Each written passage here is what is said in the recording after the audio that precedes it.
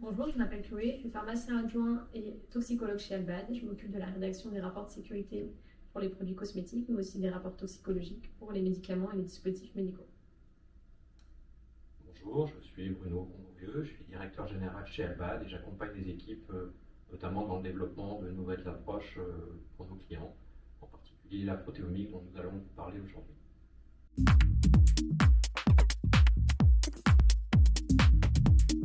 Alors la protéomique est une approche qui permet d'analyser l'ensemble des protéines d'un échantillon biologique, qu'il s'agisse d'un extrait de cellule, d'un organe par exemple, de façon non ciblée et sans a priori sur les effets potentiels que nous sommes en train de rechercher. Cela nous donne une vision qui est plus globale des effets, par exemple, d'un produit cosmétique sur la peau, donc sur des cellules qui auraient été exposées à une formulation ou à un ingrédient, que ces effets soient bénéfiques ou négatifs. Si on regarde l'aspect plutôt du domaine de l'allergie ou de la sensibilisation, la protéomie peut notamment permettre de démontrer le potentiel sensibilisant d'un ingrédient ou d'un produit cosmétique via notamment l'activation des protéines responsables des mécanismes de l'allergie.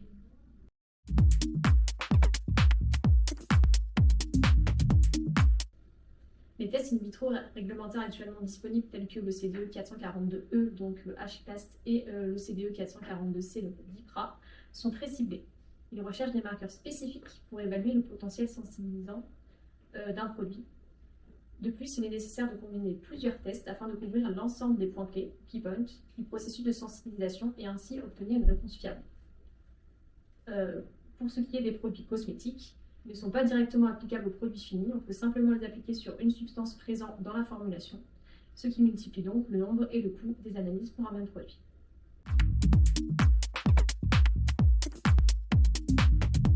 Avec la protéomique, nous pouvons explorer une réponse biologique plus complète et identifier des biomarqueurs qui n'auraient pas été recherchés autrement. Cette méthode permet notamment de gagner du temps dans le processus de développement en obtenant une seule analyse avec une vision plus large des effets du produit au lieu de multiplier les tests ciblés. Outre l'effet du potentiel sensibilisant, la protéomique permet également d'optimiser la formulation d'un produit fini cosmétique en sélectionnant les ingrédients les plus efficaces. Par exemple, dans les phases précoces du développement, elle peut permettre de sélectionner une formule parmi plusieurs autres et d'identifier les effets bénéfiques ou néfastes, toujours de façon non ciblée, c'est-à-dire sans avoir à déterminer au préalable le type de réponse souhaitée.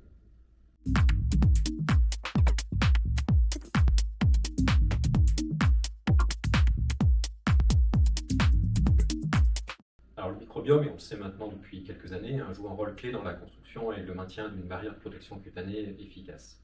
Grâce à la protéomique notamment, on est en capacité d'étudier la manière dont les produits cosmétiques peuvent impacter de façon qualitative et quantitative le microbiome, et ainsi mieux comprendre les effets, qu'ils soient bénéfiques ou délétères, si je puis dire, des produits cosmétiques ou de leurs ingrédients, et ainsi adapter les formulations pour préserver un équilibre naturel de la peau.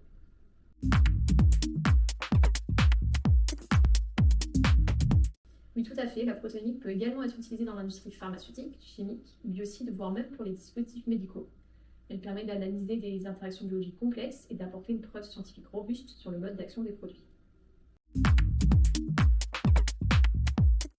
En conclusion, concernant la protéomique, en combinant innovation et expertise scientifique, la protéomique ouvre de nouvelles perspectives pour le développement de produits cosmétiques toujours plus efficaces et mieux adaptés aux besoins du marché.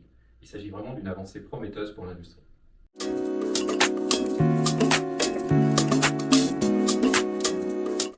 Alors que votre besoin concerne des analyses ciblées telles que les tests in vitro dont Chloé vous a parlé, ou des approches plus globales sans a priori telles que la protéomique, nos experts et nos équipes sont là pour vous accompagner.